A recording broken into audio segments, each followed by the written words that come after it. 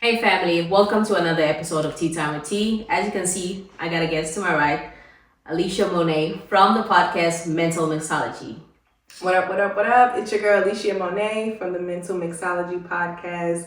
Today, this video is featuring Remy Martin, and we also are featuring Milagro Reposado Tequila. I'm drinking on a strawberry margarita, and Tanya is drinking a blueberry margarita mocktail. My input today on the podcast is just the mental and psychological aspects. I'm a psychology enthusiast. I love all things like mental. I love analyzing things, people, and just like psychological theories and concepts. So that's kind of going to be my input today on today's podcast.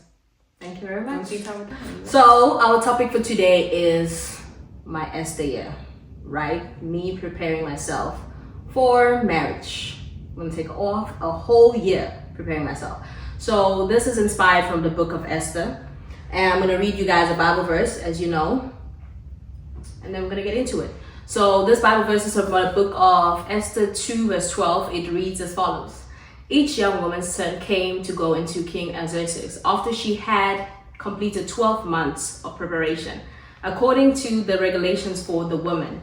For thus were the days of their preparation apportioned, 6 months with oil of myrrh, and 6 months with perfumes and preparations for beautifying women.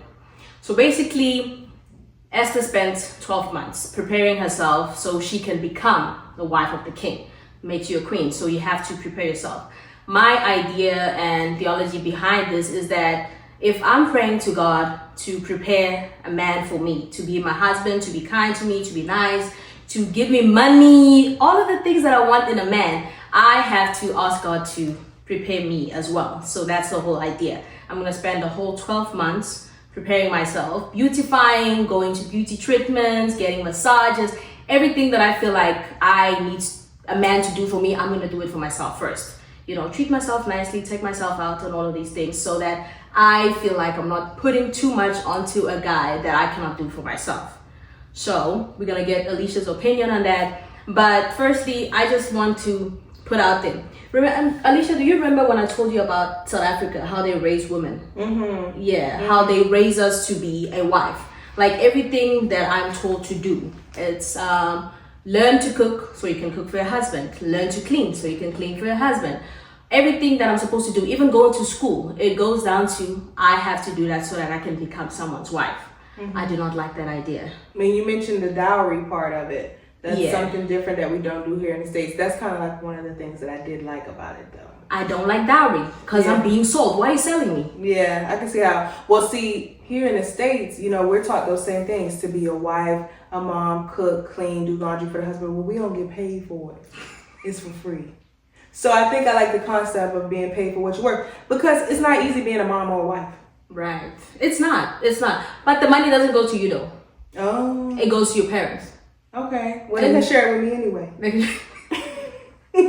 Right. I'm gonna ask them to share it with me anyway. Okay. I can see that, but I don't feel comfortable with it. I can see that because you go to work, I go to work. We're husband and wife. Mm-hmm. We both are bringing stuff to the table. Why do I have a specific role of having to take care of the children and feed the kids and make sure the kids are fine, and all you gotta do is put a roof over our heads, as they say. Mm-hmm. But we split everything else, though. Mm-hmm. You know what I mean?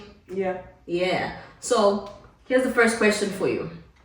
What does preparation look like in today's dating culture? So are we answering this from our personal perspective or what we think it looks like just in general in the world today? I feel like let's do both. Okay. Let's do both. We can do our perspective and then how the world kind of views and sees it. So what does preparation look like in today's dating culture? I don't think it's any preparation at all in today's dating culture. Now, specifically, I'm going to speak to being a person who lives in the States. We don't have like dowry or anything where our parents like prepare us. So what you see a lot of here in the States is situationships where people are not really preparing. They're just dating and just hoping that they're going to, it's very transactional here. Actually, it's very transactional, meaning that I give you something, you give me something. Mm-hmm. So what are you guys transacting like in the beginning? Like dates, materialistic items, sex, stuff stuff like that. It just depends on the people. But I feel like that's just speaking to a general population, but I think there are some people who still do some preparation, and I guess that brings me to maybe saying how would I prepare myself for today's dating culture, because I don't date at all. I don't know, should we get into that? You don't date at all? No. I feel like today's dating culture is definitely about what you're saying, going out on dates where men feel like women just want to go out with them so that they pay for dinner. Yeah. But just think of the back end of it. Do you think really, me as a woman, I'll go out with you so you just pay for a meal for me, but then think of the stress that comes with it? Men are not like easy people to deal with. No, they're not. And so I used to go on dates to get free meals, but after a while for me, because I used to, no, seriously, when guys are inviting me on dates, I'll be like, okay, I get to go to dinner. It's free food, whatever. And you get to choose whichever restaurant you want to go to. For the most part. Right. And then I started realizing, it's a lot that, like you said, it's a lot that come with going on these dates. Do I really want to deal with that? But and that was more when I was a little bit more immature. And I feel like as I got older, I realized being around me, for one, is a privilege. And then for two, it's I can take myself to dinner. So I don't really have to be bothered with your company just because you're offering a free date. And I never forget, I had one guy where he offered me to go on a date, and I just was like, you know what? This is the first time I'm going to actually just be like, I'm good, thanks, but no thanks, because I'm going for the wrong reasons. And I felt like that was a pivotal point for me in my dating life, where I realized I don't have to say yes to every offer. Right. You don't have to say yes to every offer just because you're going to get something out of it. So I pretty much told him, I'm just not in a place to date right now. And I told him, I said, I don't want to take advantage of the fact that you are offering to take me on a date just because you're offering something nice. And I know that I'm not interested in dating right now. I feel like that's not fair to make you spend the money or to lead you on to think it's going to be something else when I know I don't want to date right now. And he respected it. He actually liked that I was honest. And that sounds very mature, actually. It was very mature, and I think that is the way that people should do things, because also it would make men stop being so much transactional as well. Because when they come in contact with women who are authentic like that, and who are what you're doing is very nice, and I don't want to take advantage of you. And because I don't want to take advantage of you, and I don't want to go on a date, it doesn't put a bad taste in his mouth. I think a lot of men become transactional because they've had women that take advantage of their kindness. And that's why they just become super transactional. So then when they come across a woman who's honest and who's like, you know what, I don't even want to waste your time or your money, because that's not right. When I know my intentions are not to go anywhere with you.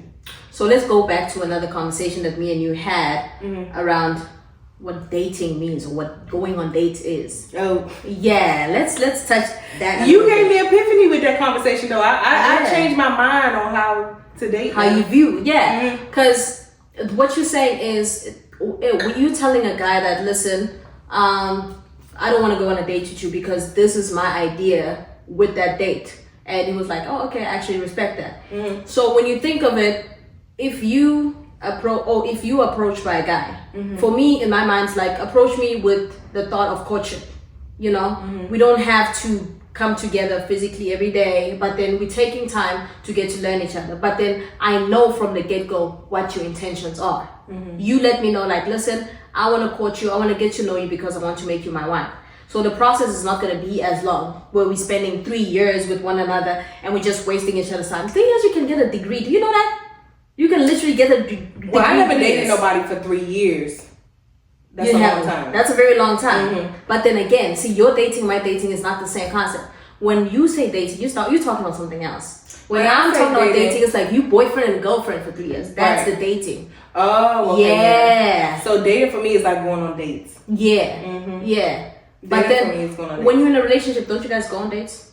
Yeah, but at that point, it's like the expectation level is a little different. And do you feel there's a point where that does get communicated though? Listen, okay, we've moved from getting to know each other to actually being boyfriend and girlfriend. These are the expectations. We're going to move from girlfriend and boyfriend to fiance, whatever.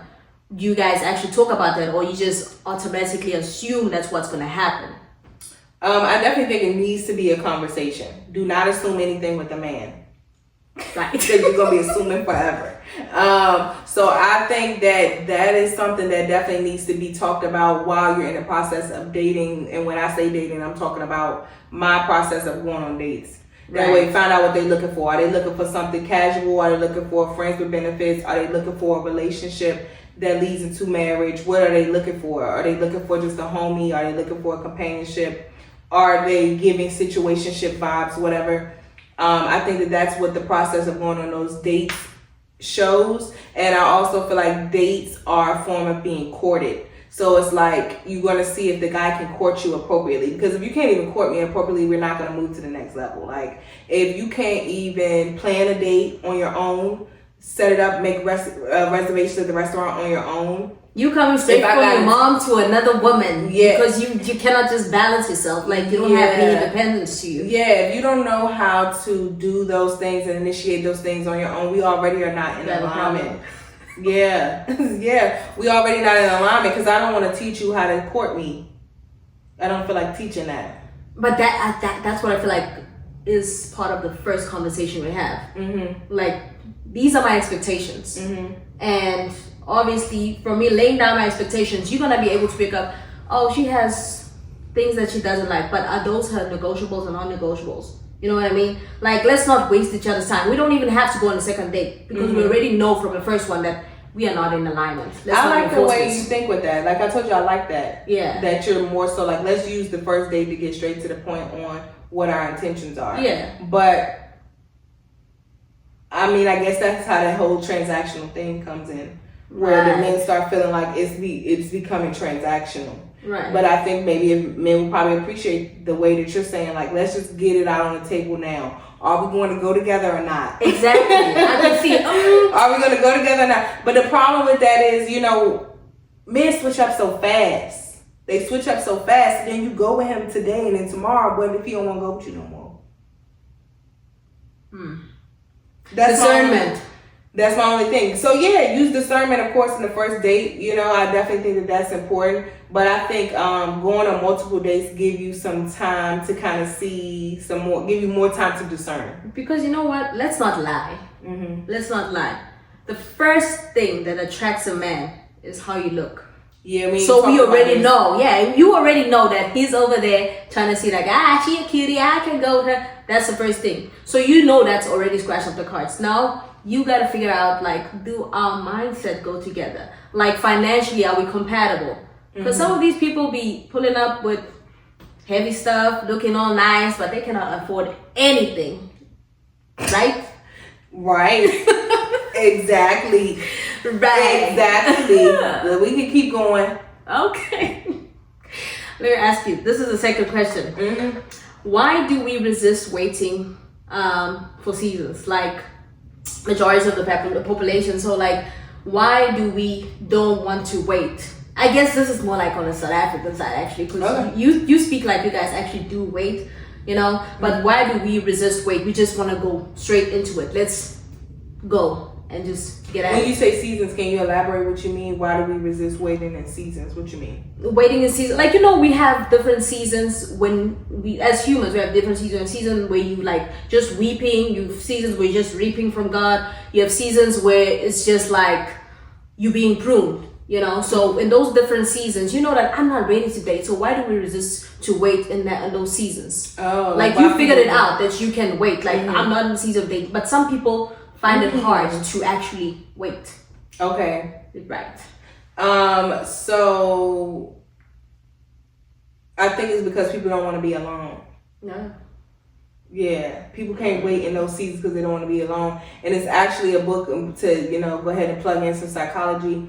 It's actually a book called The Loneliness Companion that I read. And I'm going to tell you who it's by so people out there can read it. It actually really helped me helps people figure out how to be alone. And give me a second, guys. How to be alone? Yeah. Okay. That don't sound right. The Loneliness Companion. It is by Barami Shireen. And we'll post it down below so you guys can see it. But it's called The Loneliness Companion.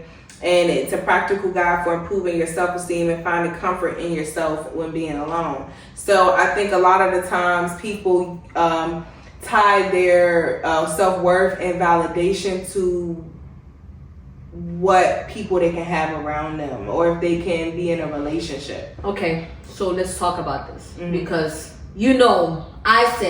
I've self-diagnosed myself. I said I have autophobia.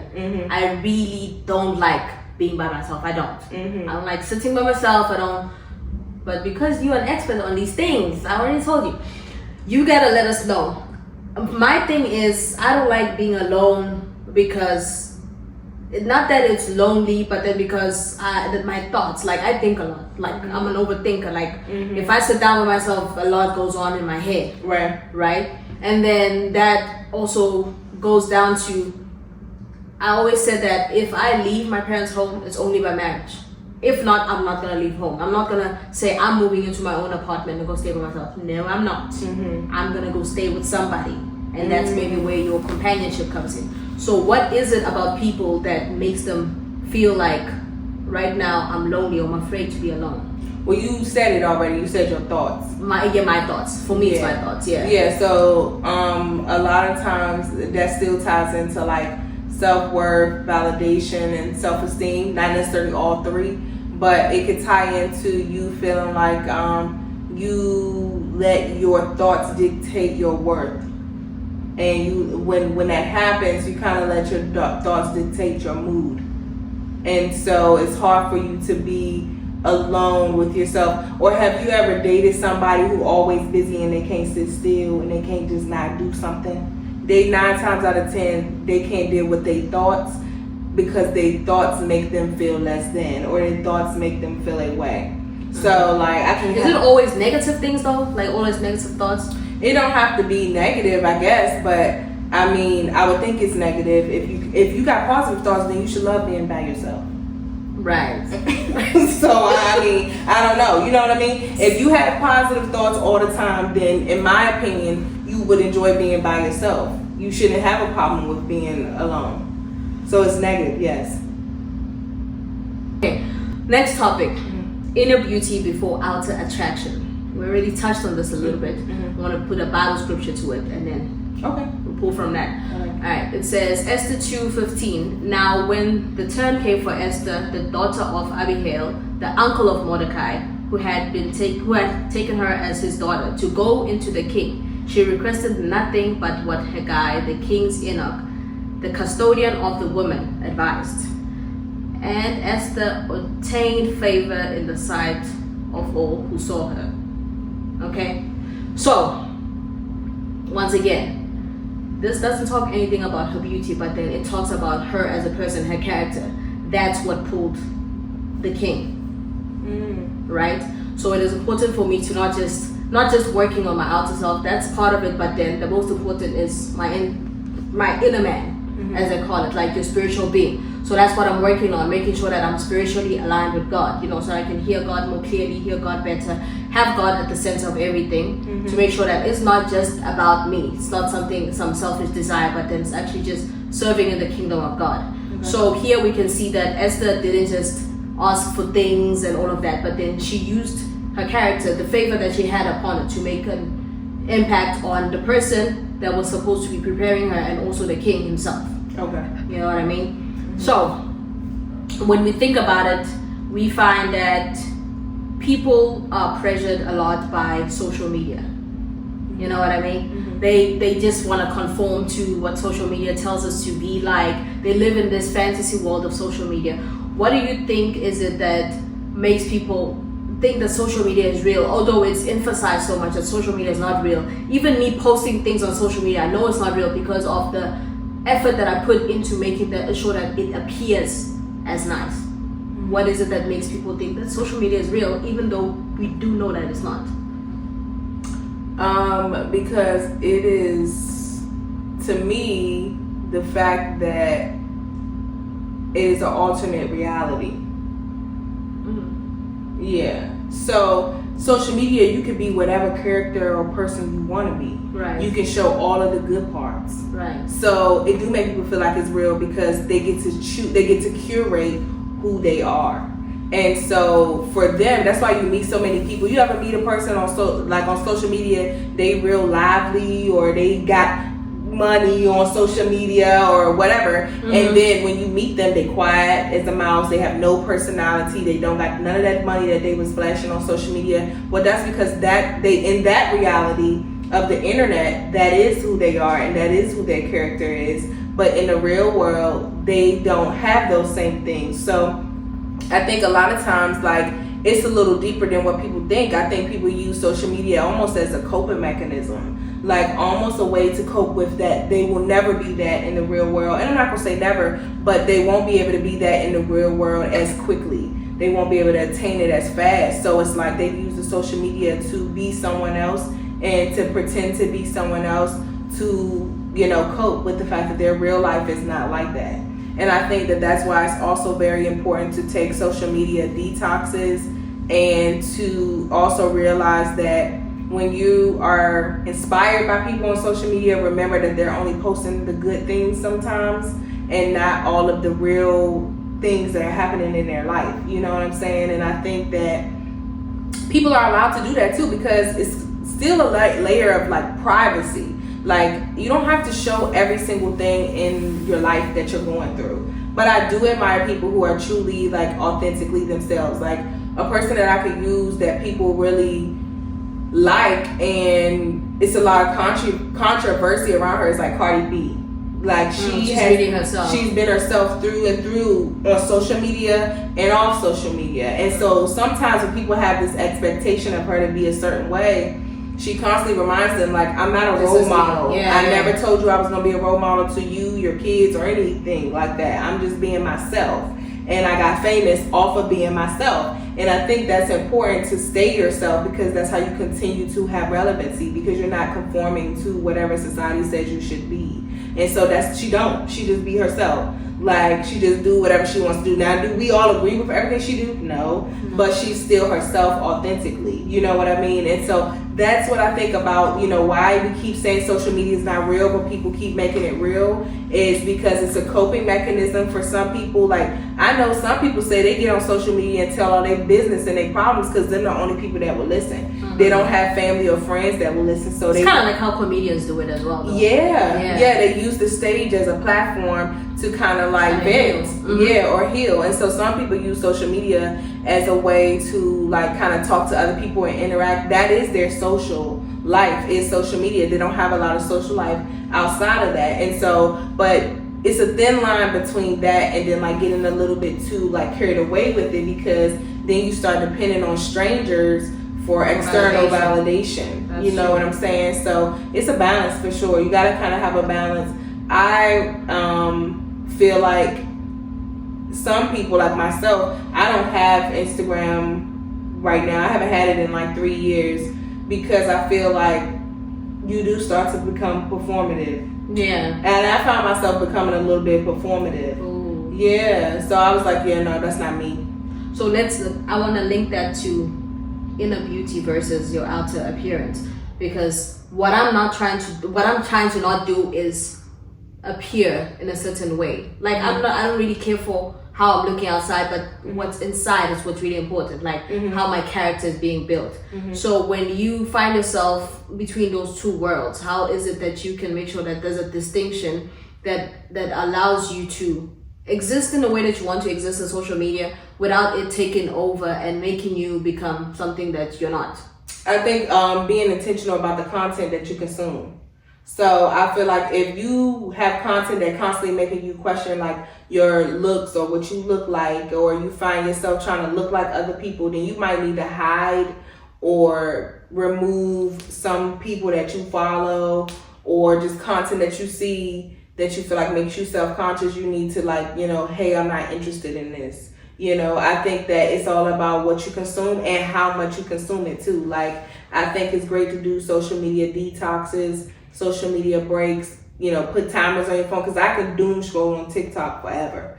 And so sometimes I have to put a timer on my phone to be like, okay, you've been on here for 30 minutes, 15 minutes, whatever, and then come on off, because you can really get caught into everything. Like, you got to find balance, and you got to go outside and touch some grass.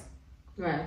And let's talk about social media. When you scroll on social media, you consume a lot of different content. It's not the same thing that you scrolling through. Like you can have something something pop up about alcohol, then there's something about your spiritual life or whatever.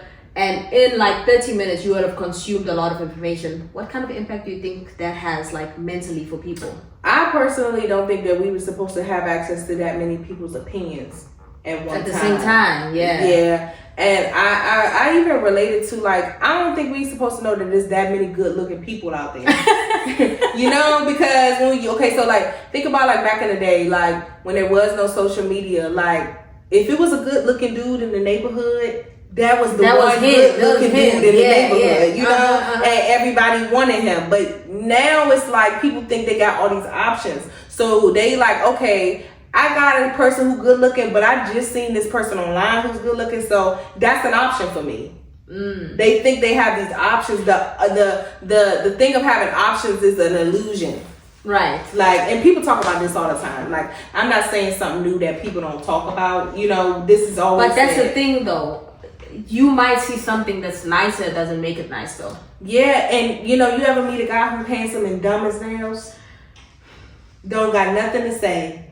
Ain't saying nothing. Can't hold a conversation. Don't know how to talk about nothing. Don't have no substance. Don't have no vision. But no he's cute as a button. So handsome. You can look at him the whole day. And that's all he good for is looking at. That's all he good for. It's just looking at. And so, like I said, you see these people, it's called parasocial. Like being parasocial is like pretty much getting a connection with a person through the internet. Oh no. And that's why this like vlogging and streaming culture is so big, because it makes people feel like they are connected to these people. Am I parasocial with Deval? Yes. Dang! Yes, you are parasocial with Deval. Nah, you know I admire Deval. No, I think more so you're not parasocial. I think more so that you you admire his work ethic and just a lot of things that he's done. Yeah. So he inspires me to kind of like become a better version of myself, like in terms of challenging myself, knowing that my body goes to the capacity that I push it to go to. Facts. Yeah, like financially, I'm not just capped to just having one salary. Like I can have a diverse amount of salaries. I can invest in this business and do this job. You know, there's a lot of different things that I can learn from the guy. You can. Yeah, I don't think. What was the word? I don't think it's parasocial. Yeah. I think that you just are inspired by his work ethic. Very much. Yeah. Very much. Yeah. Hard work. Okay. So Alyshia, the next couple of questions about art of beauty, preparation, everything. First one, what inner work would you say God is calling you to do right now? And you've been on that for some months now. Since your birthday, you've just been doing some stuff. So what would you say? Inner work.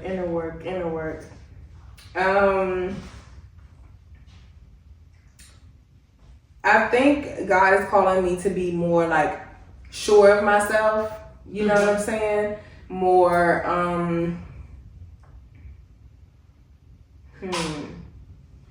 like knowing like it's okay to receive things and ask for things from him. Like I feel like I had this thing where I felt like God was like he is right, this mighty king though that I don't have access to. Like I just worship him and that's it. But God is like a dad. He's like a father, and you can ask him for stuff. And I don't ask God for anything, and it was almost insulting to him that I didn't ask him for things, because it made him feel like, what do you think, I'm not capable? You know? And then it's like, do you not have faith in me to think that I could give you whatever you want? It's me, God. Whatever you want, ask for it. And if I want you to have it, it's yours. And I felt like I was being humble by not asking for stuff. So I think just being worthy. Like, you know, God just wants me to do the inner work of continuing to know that I'm worthy of his love and his blessings, and that he's like a dad to me, and just not second guessing myself and saying what I mean and mean what I say, and standing on business about my respect, and just doing. I think God wants me to do a lot less talking and more doing. Yeah. Just more doing. Do the work. And everything else will show for itself. Right. That's a tough one right there. Doing inner work. And how would you say people pleasing goes with that? I think with people pleasing, I feel like it's a lot with people pleasing. I feel that sometimes when we get in a space of people pleasing, that is when we start to second guess ourselves, because we're trying to figure out if this is comforting or okay for somebody else. And then we put our own thoughts and feelings on the back burner. And I really think it's important to not do that. I think the world that we're in, you know, I'm reading a book right now. And this book I'm reading for my leisure reading. Go ahead with the reading. Yes. I'm reading a book right now, and it's for leisure reading. It's not really for like mental health or anything like that, and it's called Wonder. I'm reading it currently in my book club, and there's a section where so the book is a dystopian genre, where pretty much like the world is coming to an end type of vibe. And because the world is coming to the end, one of the characters, she's like, I can't use any of the old ways of like, you know, being kind first. I have to, and hoping I get what I want, I have to kind of adapt to the way the world is. And it's kind of like dog eat dog world. And I hate to say it, but it is a little bit like that now. And it's more so like, for me, it's like no more Mr. Nice Guy first. Like, I can still be kind and nice, but I have to be kind and nice to the people who have earned it, and reserve that for the people who have earned it, and not people please. And I feel like, I think everybody else gets the default setting. You know what I'm saying? Like, doesn't even have to be mean, but I'm very neutral when I come in, because I'm trying to get to know you and give you an opportunity to show and prove why I should be kind to you, or try to go out of my way for you. But I think a lot of the time I used to people please in order to be liked or gain, I don't want to say gain friends, but to just hope that I get what approval. That, but more so like reciprocity. Like, if I be kind to you, I want to get that back in return. And that's not really how the world works now. Like, I know people used to use the quote, like, treat people how you want to be treated. But I truly don't think that works in the world now. Treat people how they treat you, straight up. That's also a Bible scripture. Do unto others what you want to be done unto you. But what I want to say is, I'm grateful I'm not on the back end of default settings, because I don't know what that looks like. I think default setting is just kind of like meeting people where they're at. That's it. Like, you don't have to go over, like, you don't have to automatically, because I have a very like kind and bubbly and goofy personality, and I feel like sometimes people misconstrue that as naivety, and so, or people misconstrue that as a person who's gullible, or a person I can take advantage of. Oh, because she's so kind immediately. So I feel like all I'm saying is to like scale back on that, and so people can actually show me who they are too, and then I can have the discernment to know, is this someone I want to expose my kinder side to? Have they earned that, you know? Well, we've spoken a lot about kind of choosing your circle, and make sure that biblically says to be evenly yoked, but then worldly terms, like, make sure that we are for each other. Like, we definitely view things in the same way, so that we don't waste each other's time. So we definitely know in the beginning, if you meet someone and God is not at the center of their world, there's a lot of things that are they're not gonna go with each other. Yeah, God has to be at the center. That's one of my core values, is God being at the center. And so when I'm dealing with anybody, whether it's work-wise, friendship-wise, or romantically, if one of their core values is not God being at the center, then I already know that it's not in alignment. I guess that's also kind of what I'm trying to do, though. It's like making sure that God is at the center of my life, and I know what it looks like when God is in something. You know what I mean? Absolutely. Like, when I see you immediately and we have a conversation, after that first conversation, I'm going to know that you're not for me. You're not for me because God is not in you. But then sometimes I know there's going to be situations where I know that God is going to want to use me to take the God in me to put it in someone else. You know, so I don't want to be closed off to a point where I'm not able to do what I'm supposed to do in God's kingdom. It's about God's kingdom at the end of the day. You know what I mean? So that's very interesting. So here's the other question. How does favor show up differently than emotions? No, than attention. How does favor show up differently than attention? Favor show up differently than attention in my mind, because it's the right people or the right things. Attention can be any type of stuff. Like, it can be stuff that is like not for your own good. It can be things that have an evil spirit attached to it. Attention can have a very like evil spirit attached to it, but favor does not. Favor does not. Favor is for you. Favor is for you. Like the people who pretty much like if favor comes in the form of a person, it's going to be the right people, positive people who have God at the center. If favor comes in the form of a materialistic item, it's going to be something that is going to advance you, grow you, help you. But if it's something that's just attention based and there's no favor to it, it's going to be maybe have a little confusion to it, maybe even a little chaos, and you don't have as much discernment on direction on where to go with it. So I think that's what the difference is. Is the spirit attached to it. Okay. The spirit attached to it. Okay. So our next little topic is submission to God and not people. Absolutely. All right. So we have two scriptures. First is they're both in the Book of Esther, chapter 2. That's where we are today. Verse 10 says that Esther had not revealed her people or family, for Mordecai had charged her not to reveal it. Verse 20 says, now Esther had not revealed her family and her people, just as Mordecai had charged her, for Esther obeyed the command of Mordecai as she was brought up by him. All right. So what's important to me with this is that Esther listened to Mordecai because that was her guardian. Both of her parents died. Mordecai took her in as the uncle and raised her and gave her rules and regulations. And she was of people that she could not reveal herself like, yo, I'm from South Africa, so I couldn't say that. So I had to pretend to be like of the American people, So that's what Esther did. Received guidance from the person that raised her. My thing is with this part is that when I choose to submit to God, it's not for people, but then for the purpose that goes with it. So for me, like this, Esther chose that she's going to listen to the person that raised her because he knew better. That's me and God. God is going to tell me what to do. And I'm going to go with what he says because he knows better. You know what I mean? But people find it hard to submit in general just because of the word submit. You know how the world has taken that word and changed it into like, it has such a negative connotation to it. Submit to a man automatically. Nah, I'm not going to go with what he says. How can we in this modern day as people focus on being submissive to God first and obviously being submissive to others, because we are called to be submissive to other people. How can we do that in this day and age without feeling the pressure of, nah, I'm not gonna do that, that's just that requires too much? I think you hit the nail on the head with like the definition. I think when people understand what it really means. So I think to be submissive or to submit means coming into agreement. It don't have to mean like I'm giving everything to you, I'm submitting everything to you, you have power over me, you have control over authority. me. Yeah. I don't think it means that. I mean submit, I think submit can mean coming into agreement. You're submitting to an ideal, you're submitting to a concept, you're submitting to a way of living, you're submitting to a lifestyle, you're submitting to a way of thinking. So I feel like when you it's supposed to be helpful to you too. Yeah, it's supposed to be helpful. So I feel like when you and a person agree, you guys are coming into submission of something you agree on.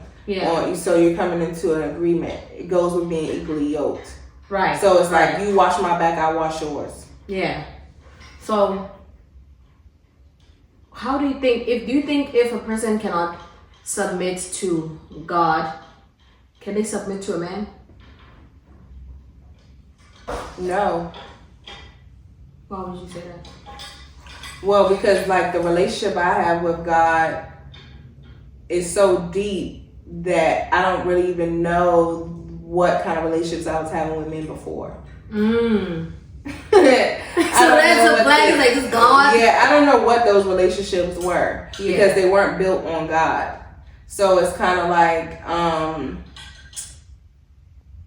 I think when you see how God loves you unconditionally, you don't accept no love other than that. Oof. Yeah. When you realize, oh my gosh, God loves me this hard. Even when I turn my back on him, I turn my back on him. I disappoint him. I don't listen sometimes. I keep touching the fire. I keep just doing these with things. The warnings and everything inside. Yeah, he still don't give up on me. That's a crazy kind of love. That's a dangerous love. Like as they like to be dangerously in love. I don't want to be dangerously in love. But what I'm saying is that's a love that's nonstop. Yeah, it's love that cannot be bought. It's eternal.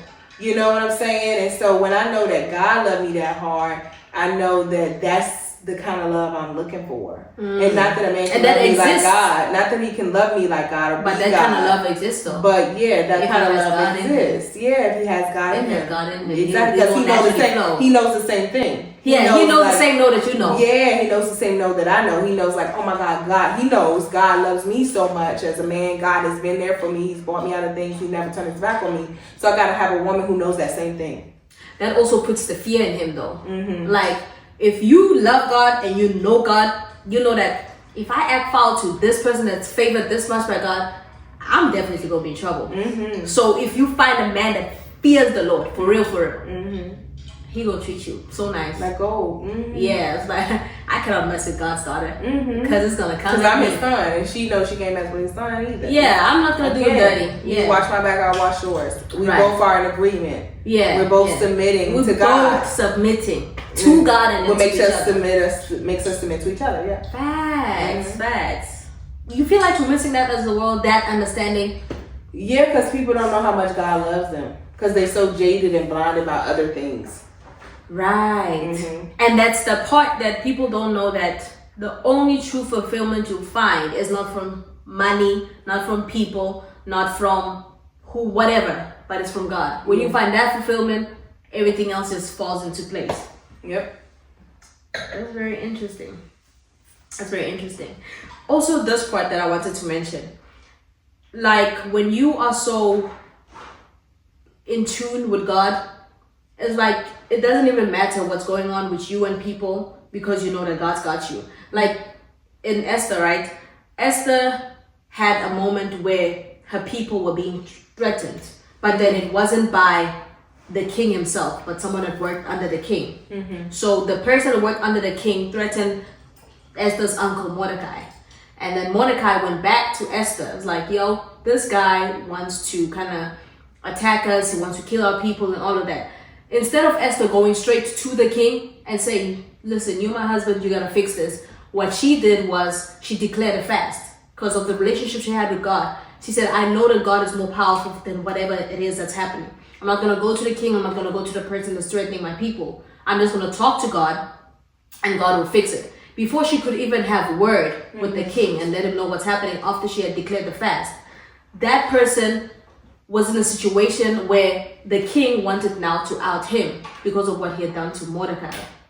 So he wanted the king to execute Mordecai, but then the whole thing flipped around where he was the one that's going to get executed because of wanting to kill Mordecai. Because Mordecai was good to the king, but also Esther had a relationship with God where she knew that this is not like a physical fight. I'm going to bring God in it. You go ahead and cuss me out and whatever, but I'm going to talk to God.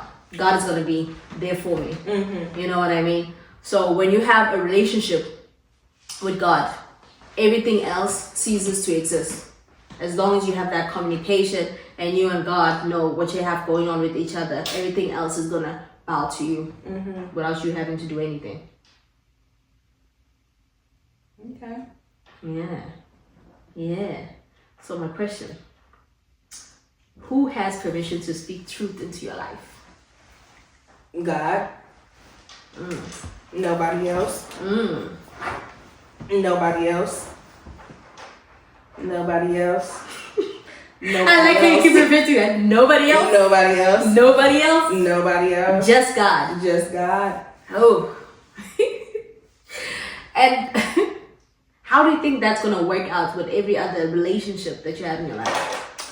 It goes back to what we said. If that person has the same core values as me, they will respect it, that the things I do, they know that they come from God. Now, we can have conversation about certain things, of course, but I feel like, again, that's coming into agreement on something, not submitting to one another, but coming into agreement on something. Like, hey, it may be, I'm just giving an example. Maybe I'm, in a relationship or married and my husband don't want me to take a certain job, and I tell him, like, this is something God told me to do.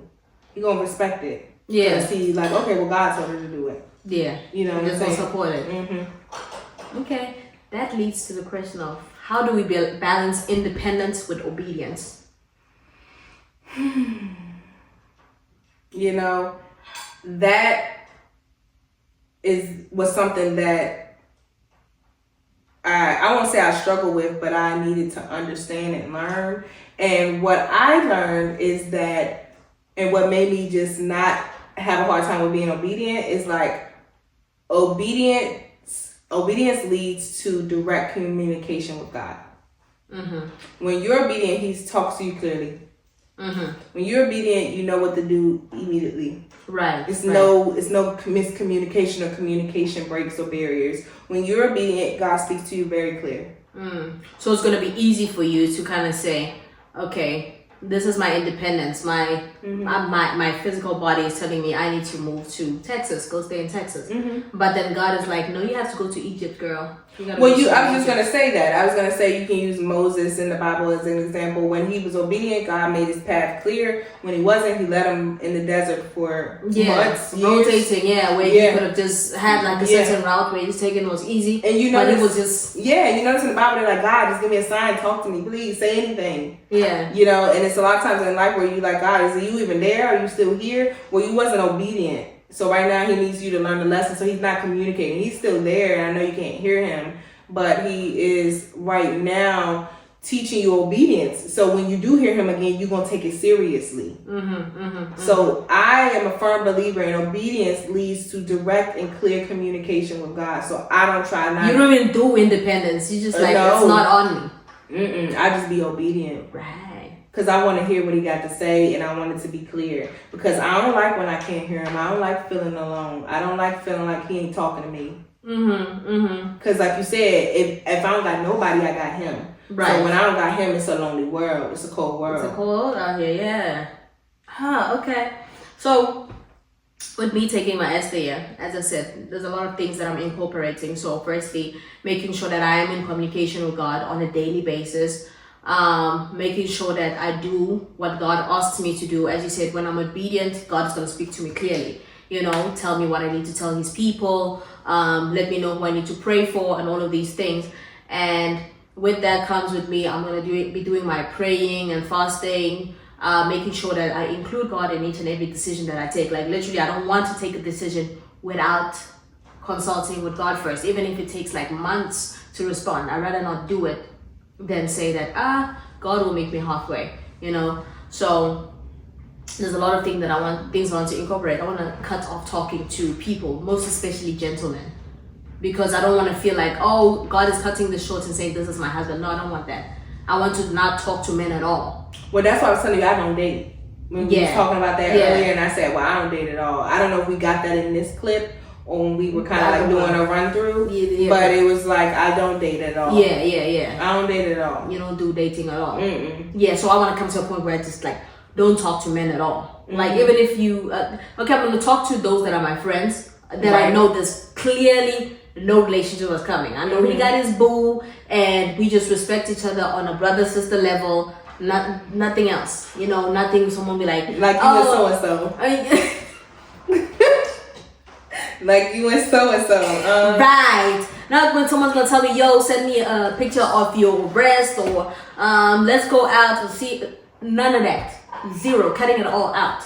Right? So, being into psychological and mental things, do you think that psychologically being a person that is very much actually emotionally dependent, how is that going to work out for me?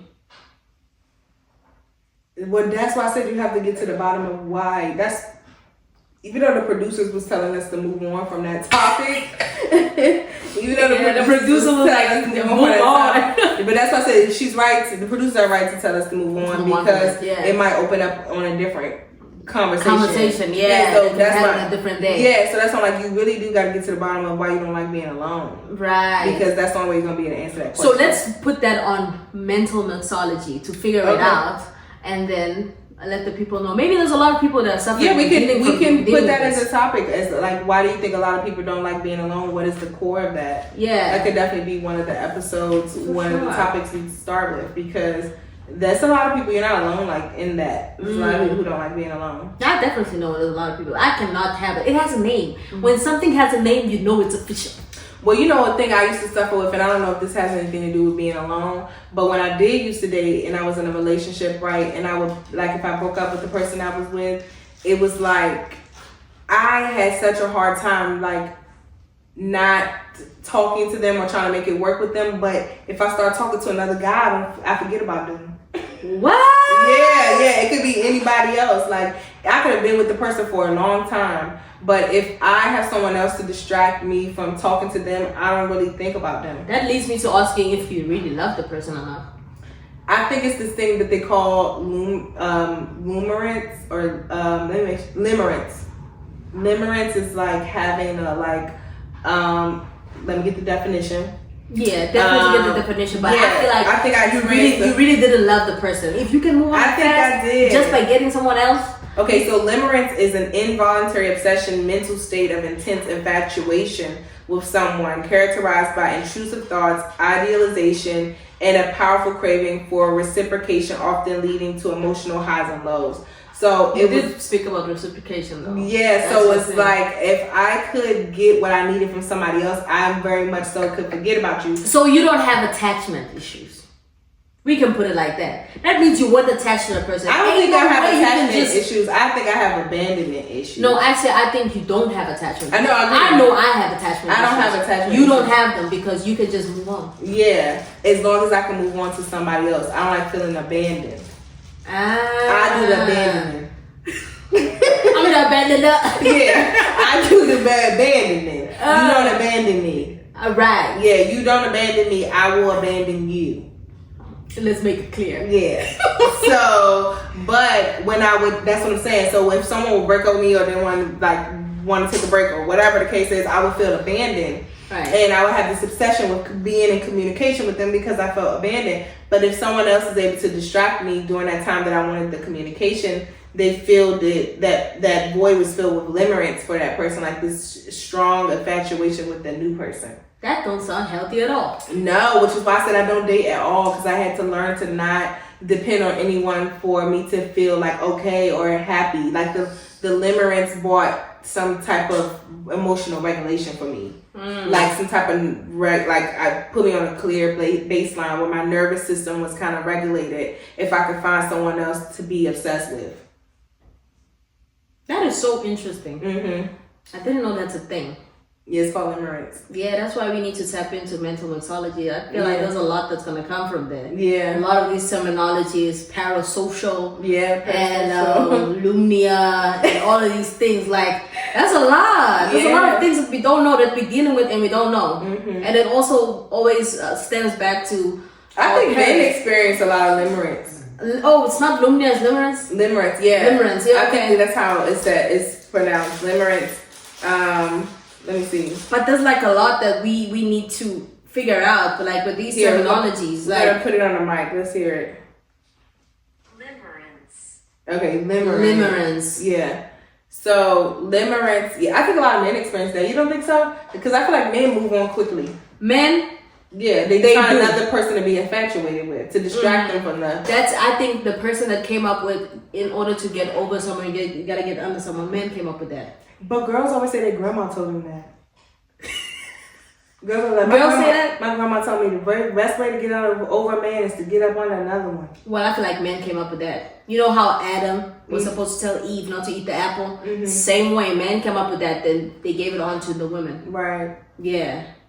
Alright, but then definitely we're going to tap onto mental mixology. Because I feel like, there's a lot of terminologies that we do not know that are going to be helpful for us to just kind of make sure that, listen, we are in tune with the world. Because there's a lot of things that we ignore that are going on inside of us because we don't really know what it is and we feel like it's normal. Especially as a woman. Because, we think that we go through 4 seasons every month, mentally and physically, with your menstrual cycle. You just be thrown off with what's happening in your body and everything in your mind. Yeah. So, mental mixology, that's what we're doing.